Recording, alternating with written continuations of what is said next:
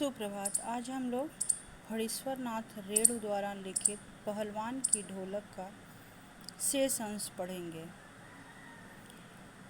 लुट्टन पहलवान जब 9 वर्ष के थे तभी इनके माता पिता का देहांत हो गया और इनका पालन पोषण इनकी विधवा सास ने किया। गांव के लोगों द्वारा इनको बहुत परेशान किया जाता था और इसी कारण ये पहलवान बनने की इच्छा अपने मन में रखे। कुश्ती लड़ते थे और गांव में उस समय हैजा जैसी महामारी फैली हुई थी, जिसके कारण रोज लगभग एकाध मृत्यु हो जाया करती थी। रात्रि अपनी भीषणताओं के साथ चलती रहती और उसकी भीषणता को ताल ठोक कर ललकारती रहती थी। लुट्टन पहलवान अपना आधी रात को भी ढोल बजाते रहते थे। ढोल की ताल पे ही कुश्ती का दांव पेच भी मारते थे।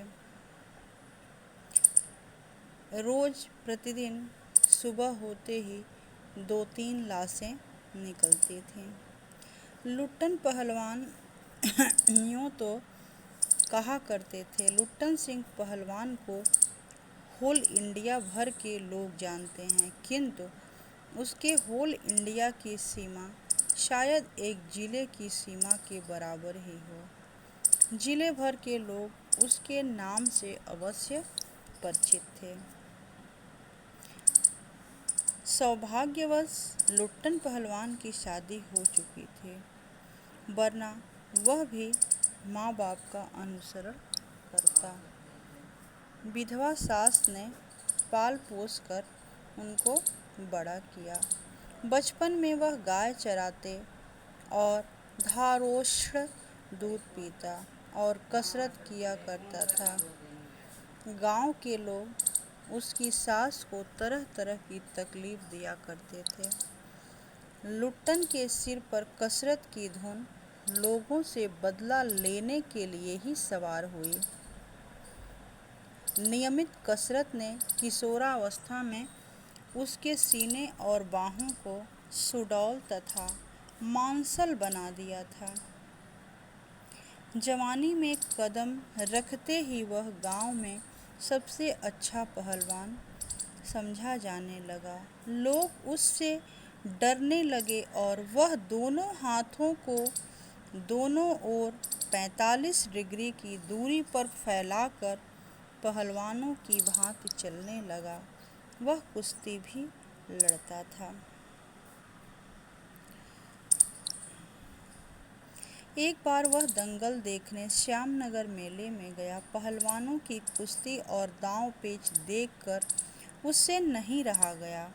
जवानी की मस्ती और ढोल की ललकारती हुई आवाज़ ने उसकी नसों में बिजली उत्पन्न कर दी।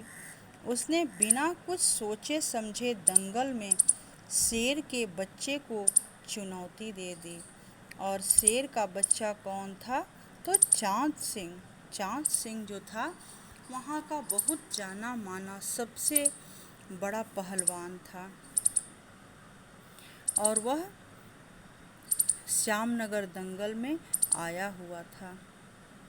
श्यामनगर के दंगल और शिकार प्रिय वृद्ध राजा साहब उसे दरबार में रखने की बात कर ही रहे थे कि लुट्टन ने शेर के बच्चे को चुनौती दे दी।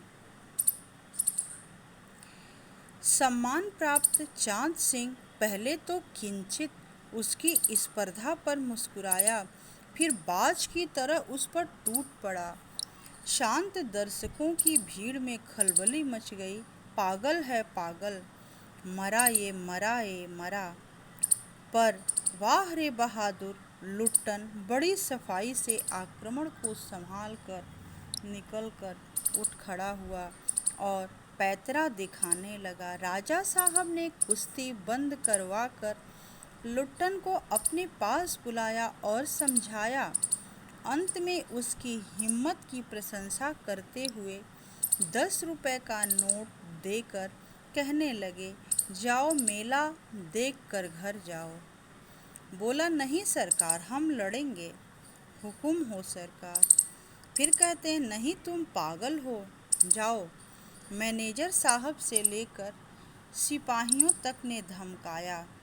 देह में गोश्त नहीं, लड़ने चला है। शेर के बच्चे से। चांद सिंह का बेटा जो था वह शेर था, लेकिन लुट्टन पहलवान अधीर नहीं हुए और पंजाबी पहलवानों की जमायत क्रोध से पागल होकर लुट्टन पर गालियों की बौछार कर रही थी। दर्शकों की मंडली उत्तेजित हो रही थी। कोई कोई लुट्टन के पक्ष से चिल्ला रहा था और उसे लड़ने दिया जाए ऐसा कह रहा था। अकेला चांद सिंह मैदान में खड़ा व्यर्थ मुस्कुराने की चेष्टा कर रहा था। पहली पकड़ में ही अपने प्रतिद्वंदी की शक्ति का अंदाजा उसे मिल गया था।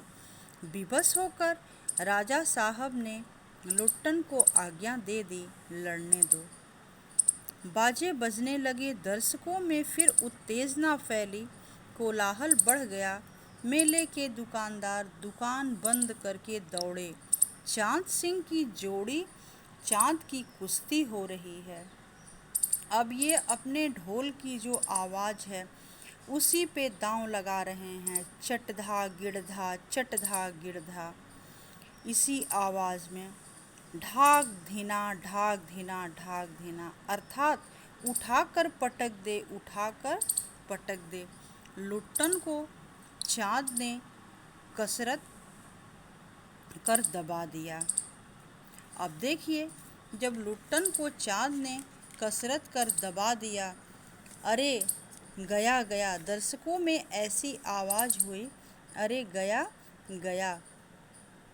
दर्शकों ने तालियां बजाई, हलवा हो जाएगा हलवा, हंसी खेल नहीं, शेर का बच्चा है बच्चों। चट गिड़धा, चट गिड़धा, चट गिड़धा, ऐसा मतलब डरना मत, डरना मत। लुट्टन की गर्दन पर केहूनी डालकर चांद चित्त करने की कोशिश कर रहा था। वहीं दफना दे बहादुर बादल सिंह अपने शिष्य को उत्साहित कर रहा था। लुट्टन की आंखें बाहर निकल रही थीं।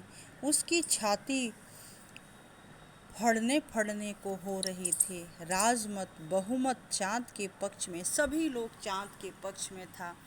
लुट्टन के पक्ष में बस कोई कोई था।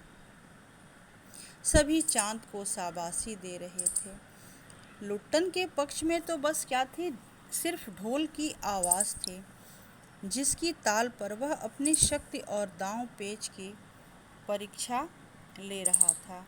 धन्यवाद। आगे का अंश हम लोग कल पढ़ेंगे।